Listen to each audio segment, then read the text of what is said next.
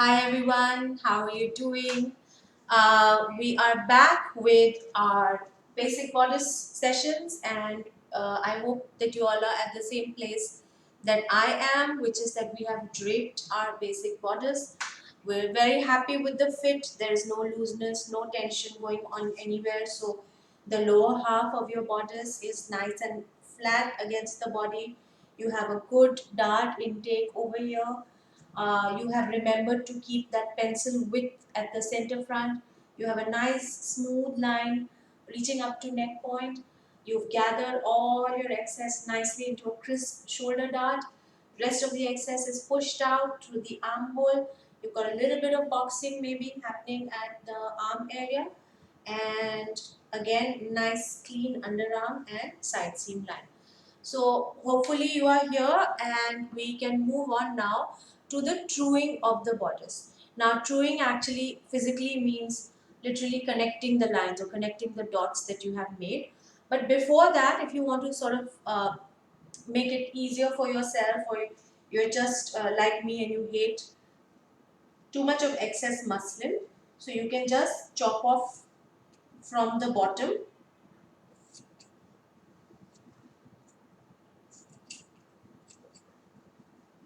You need approximately 1 inch below the waist for your seam allowance. So don't be too happy with the scissor. Don't chop off. Keep approximately 2 inches below. I'm going to chop a little bit of the arm area. So I need around half an inch seam allowance at the arm area. So again, I'm always going to play safe and keep approximately 1.5 inches extra seam allowance. And I'm chopping off at the shoulder, so I need around 1 inch at the shoulder. And the neck is not bothering me too much, so I'm just going to do it as and when. So now I'm going to start taking off my dress form. Sorry, my drape off the dress form. So I was supposed to say dress form, I just forgot a word in the middle. Give me a minute.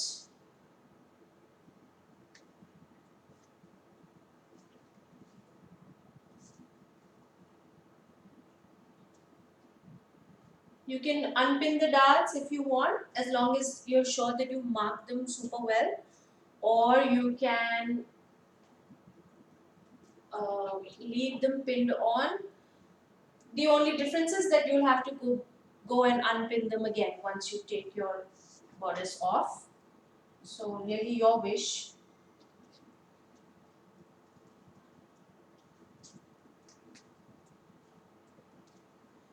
So a really cool thing about draping, guys, is that a lot of times if you have an outfit or a garment that kind of has a difficult drape or is hard to manipulate, a lot of times what we do in draping is we drape the garment on the dress form and we leave it for 24 hours, 48 hours. And what happens then is that your fabric, the grains assume the shape that you've kind of pinned them in. And now what I'm going to do is put my camera down to the table and you'll know what I mean.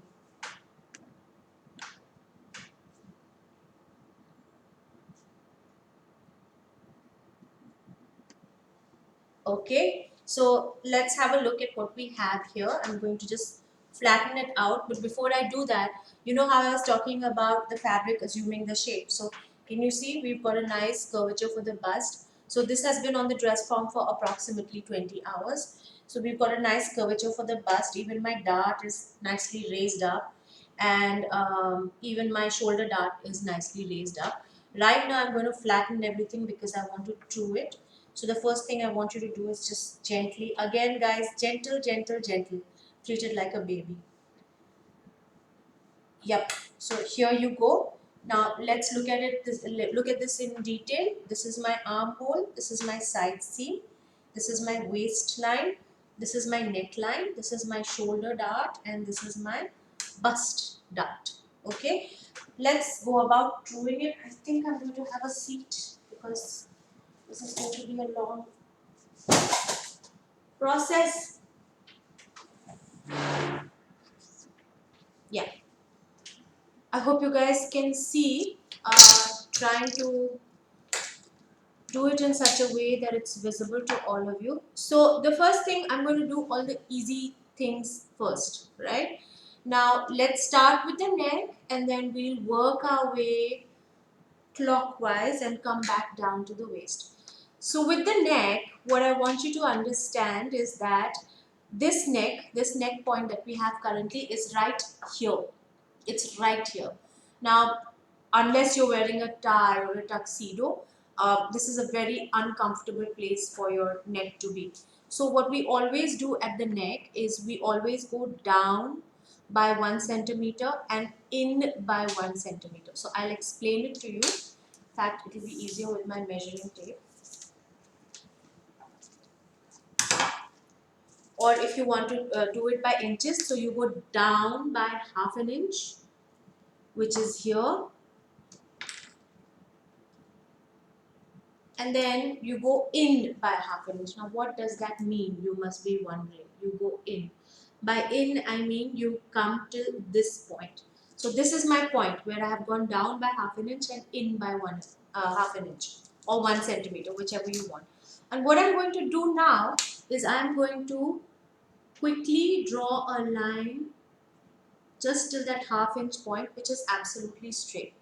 Now again, I'm going to pause for like a couple of seconds and I want you to ruminate, or I want you to think about why I have drawn this straight line here. Why haven't I just drawn a neck like how it is supposed to be? So again, I'm pausing. This time I promise it's only for 5 seconds. Think about it.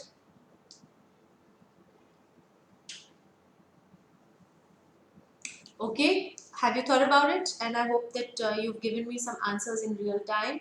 So the reason why we are doing this is because if we start drawing directly from here, you'll get a very pointy neck. Okay, I'm going to try drawing it on the board so that you understand. If I draw here, is it visible? No, so get the camera up.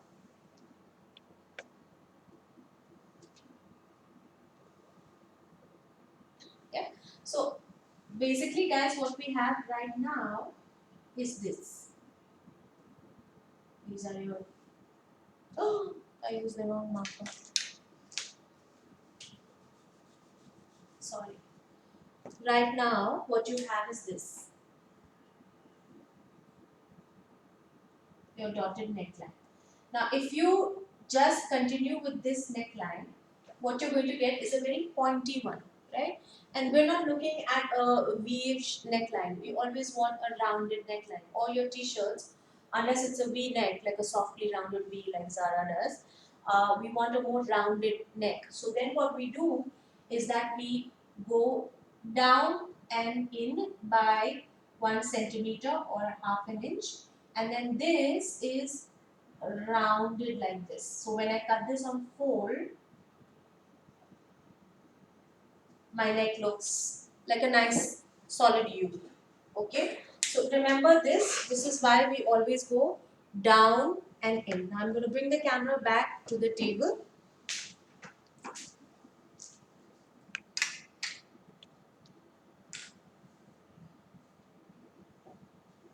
So what we have here is our down and in, which is a half inch of a straight line. And now, guys, I don't have my French curve yet. I've ordered one, should be coming in sometime today. So I'm going to do this freehand. I would strongly suggest that all of you use your French curve for this. Don't do it freehand. I have so many years of experience. Even then, I try to avoid doing freehand. But right now, beggars can't be choosers in my case. So this line I'm extending upwards and I am joining it to my original line. So there you have it. This is my neck. This is my new neck. So remember that your neck is actually coming down half an inch lower than what you marked on the dress form, because we don't want it to be all choked up. Now I want to do the shoulder. Before you do any line which has a dart, you always close the dart first. Okay? Always close the dart first. Now remember that our dart, the vanishing point, has to be the bust line or the apex point. So what you're going to do first is figure out the midpoint of your dart. And I think you have experience of this in PMGC, in pattern making. So my dart is approximately 1.5 inches. So half of that is 0.75. So this is the midpoint of my dart, and I'm just going to actually do this with the, I hate working with pen, but I'm going to just align this with my apex point, which was right here, and I'm going to draw a line straight down up till where I had marked my vanishing point. Okay, and then I'm just going to, my two legs of the dart which I had marked on the dress form, those I'm just connecting.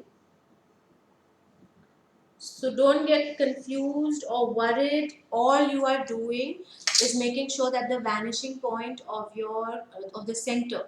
So supposing your dart is 2 inches, you take the center point, which is 1 inch, and from that 1 inch you draw a line which connects to your bust level point or your apex point. That becomes the center line of your dart, and then you just take whatever legs you had marked in the dart to begin with, and from there you just mark the two ends of the dart. So if you can see here, my dart has physically shifted a little bit, okay, which is fine because we want the dart to end up at apex point. So now once this is done, I'm going to close my dart.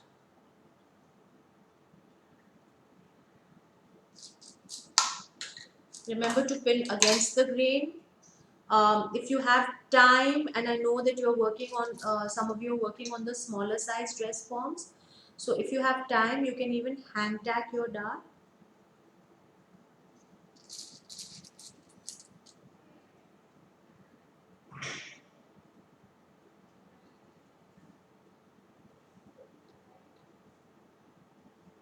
There you go.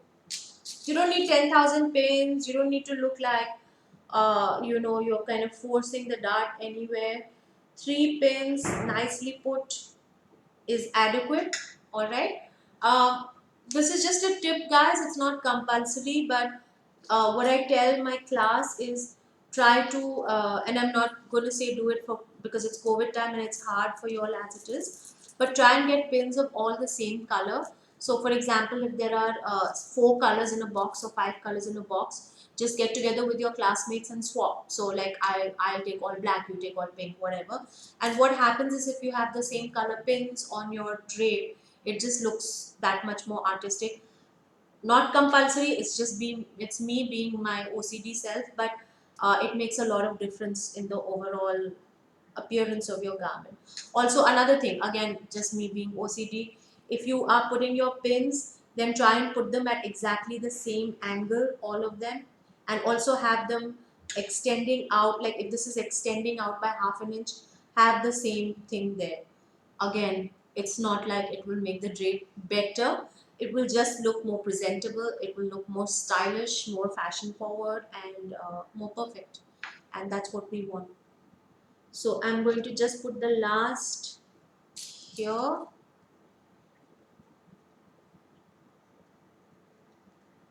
and my dart is all pinned up, and now you can see that my shoulder line becomes very easy. Now while I'm just going to do this straight across with a ruler, in draping, because often we associate draping with more couture type of stitching and finishing, we always kind of curve the shoulder line a little bit. And why we curve it is if you feel your own shoulder, like I'm showing you here, you'll find that from your collarbone there is a depression, and then there is your shoulder bone, and then it rises up. So if you are that much of a perfectionist, then your drape would kind of dip down and rise up to accommodate the collarbone. Again, mass market, not a requirement, it's just a straight line. So right now I'm just going to take the neck point and connect it to the shoulder point.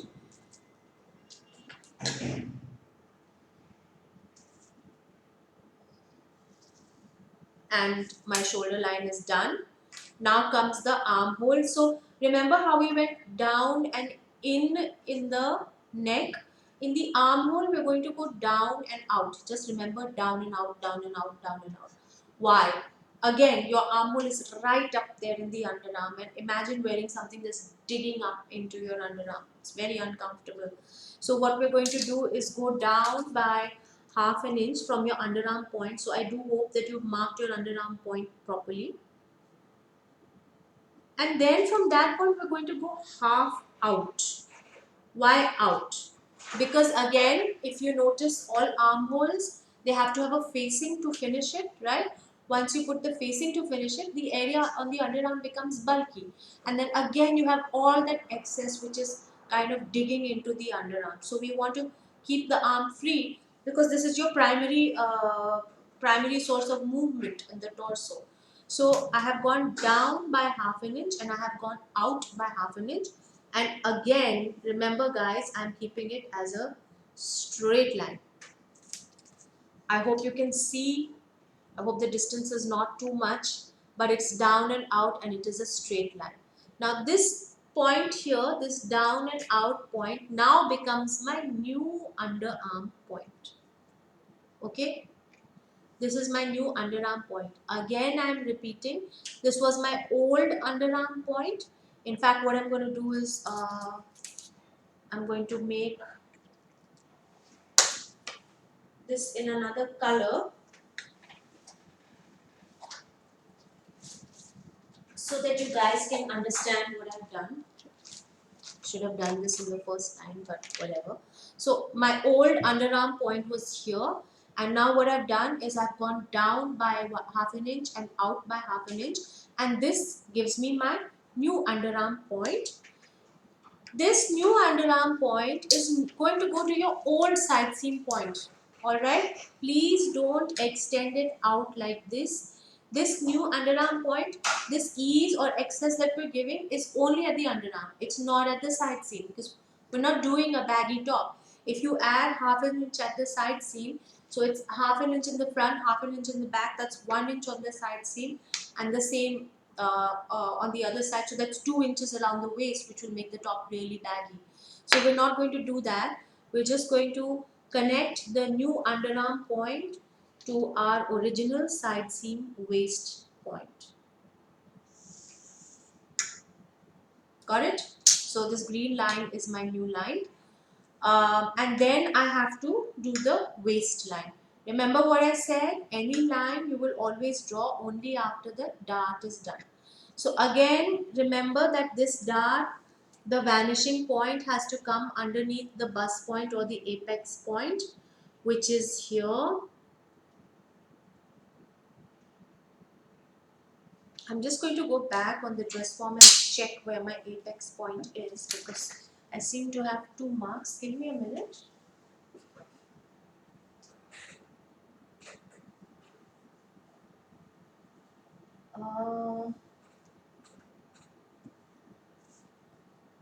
Just a minute, guys.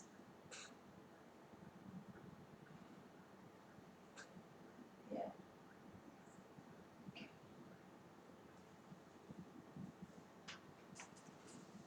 So just for clarity, I'm marking the apex point clearly so you all can see.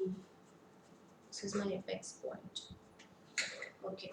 So now what I'm going to do is firstly just square a line down from my apex point down to the waistline. Make sure it's perfectly perpendicular to the apex point.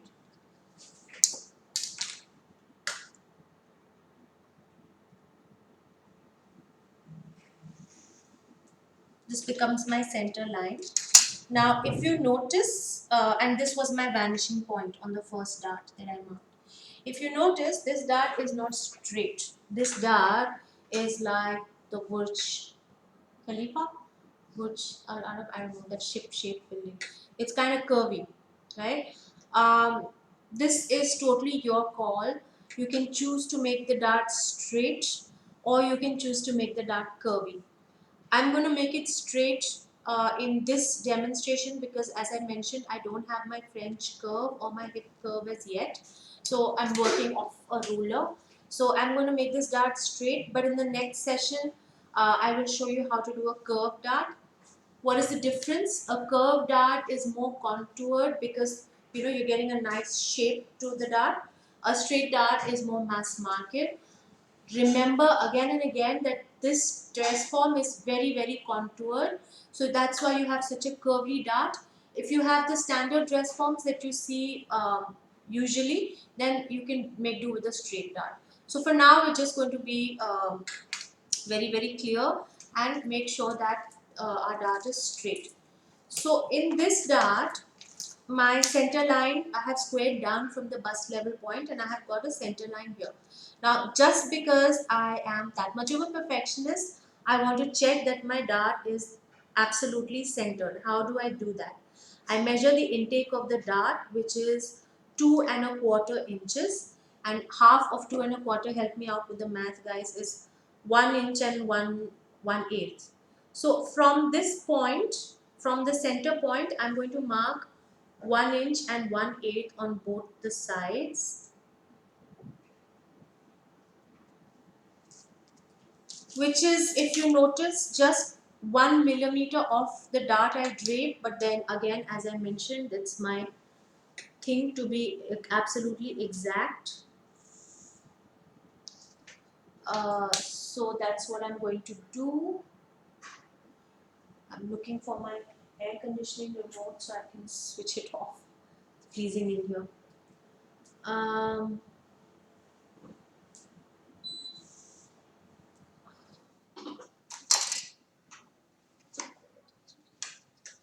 so I have marked all the way down to my dart legs. Easy peasy. So here is my dart. Sorry, I have to extend the line all the way down. I hope you've understood. I'm going to repeat everything just so that we have clarity.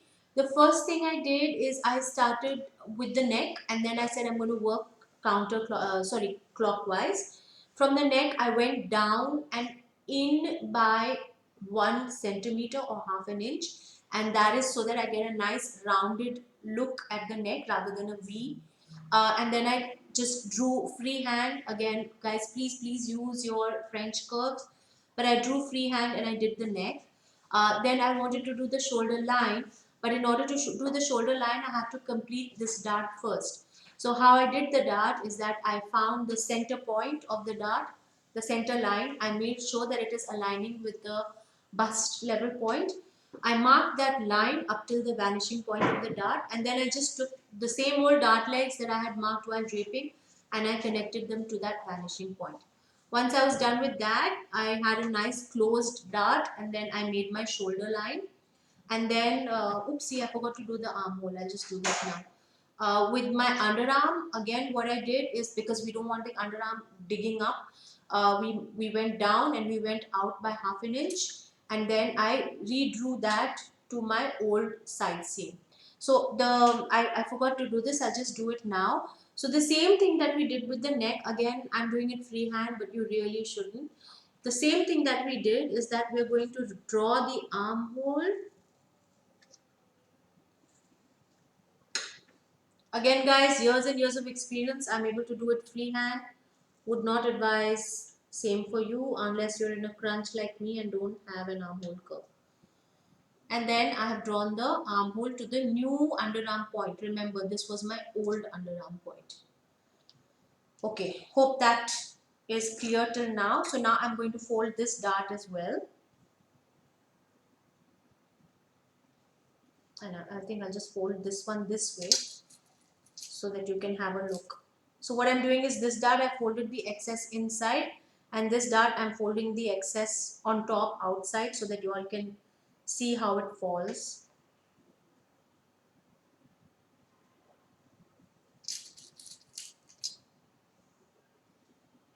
You of course will fold both the darts with the excess inside.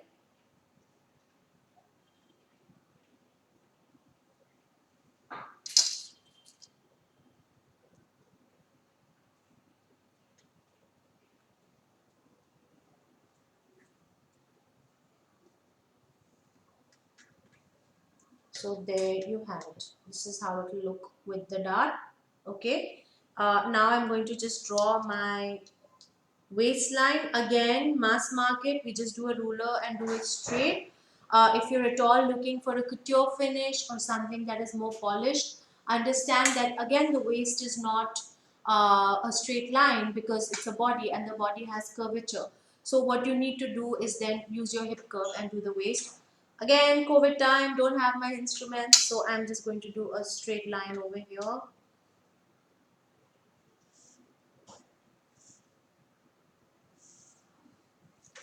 And one thing I will advise with the waist is just kind of be patient and just draw a line for now, and maybe you might need to shift it a little bit here and there.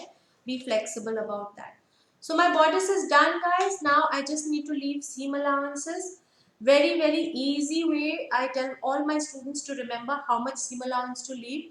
If you have a straight line and you're leaving seam allowance on that, just blindly put a 1 inch seam allowance. And if it's a curved line, put ½ inch. Straight line 1 inch, curved line ½ inch. Repeat that like a mantra. Straight line 1 inch, curved line ½ inch.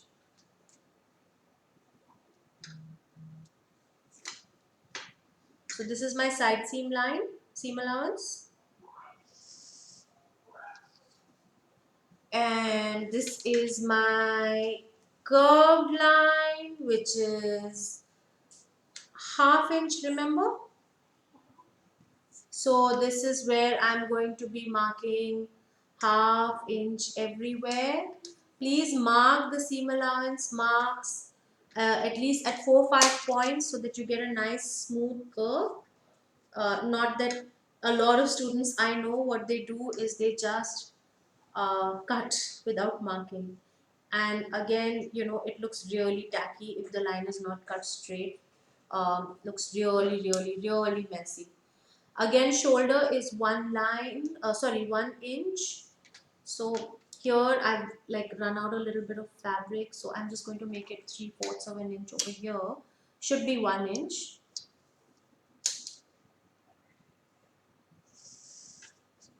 And then neck again, because it's a curved line, how much is it? ½ inch, 1 centimeter, whichever one you prefer.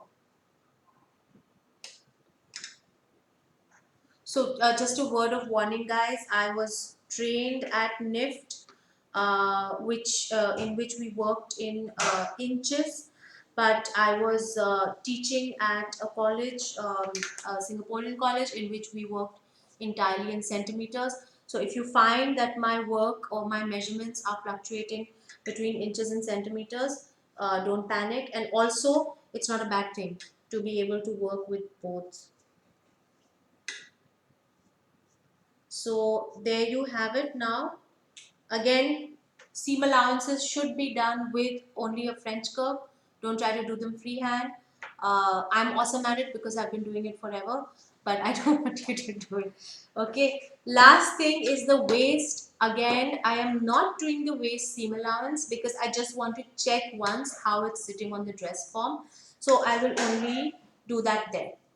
So here is your dress form, ladies and gentlemen. It looks, your drape. It looks quite all right. I'm happy with it. So I'm going to start chopping off the excess fabric where I have made my seam allowance lines. And here I want to tell you something very interesting. So I'm not chopping all of the side seam off. Now, this is again a couture tip. When you are cutting on the armhole, you fold the fabric inside on the side seam. Why? Because when you cut it folded like this, I'll just show you. When you cut it folded like this, what you get, I hope you can see, is this little pointy part over here. And we want that. Why? Because a lot of alterations or most of the alterations happen on the side seam, correct? Or on the sleeve. And so we need enough. If I had cut it straight across, I wouldn't have had enough fabric on the side seam to alter my sleeve or my armhole. So whenever you're cutting the armhole, just fold the fabric inside on the side seam and then cut the armhole. That's all. little tips and tricks which I learned working with tailors and masters, couturiers.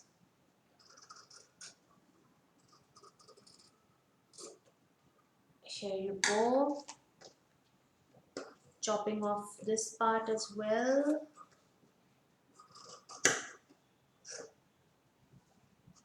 And finally the neck is already folded, so I don't need to fold it in.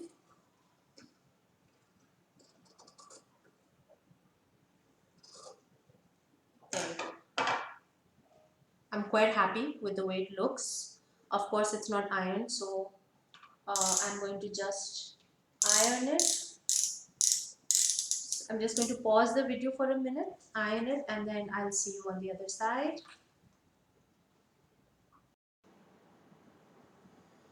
Okay guys, so I'm back after ironing. You know me and my ironing craze. And what we have here, I'll just flip it, is your bodice. It looks good. I could not help myself, so I did put matching pins, even though I told you that it's not compulsory. And everything looks good. It's ironed, and let's take it back on the dress form to see if we can achieve a good fit. So let's stand up and see what happens.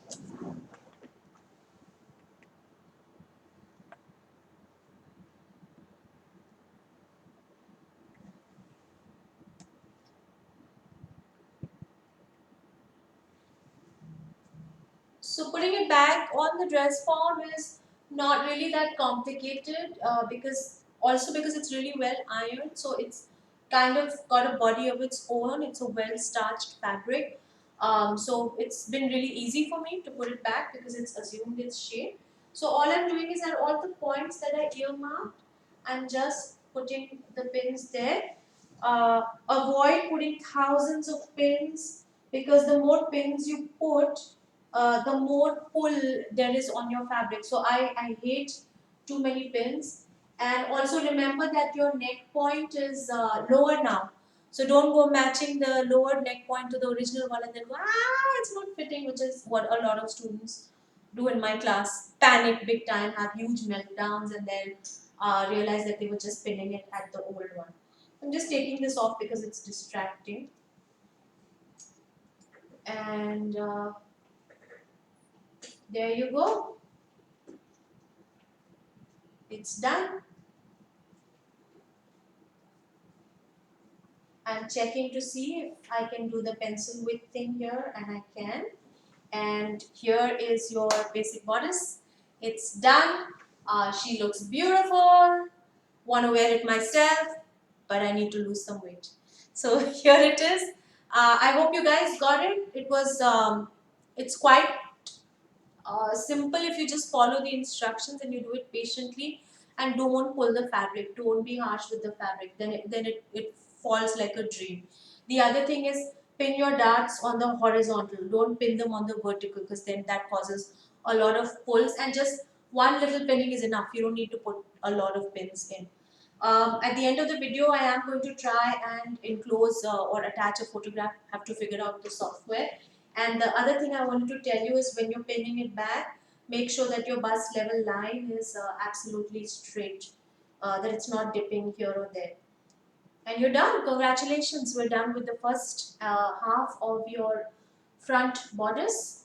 So enjoy, do it, and I will see you for the draping of the back bodice. See you soon. Bye bye.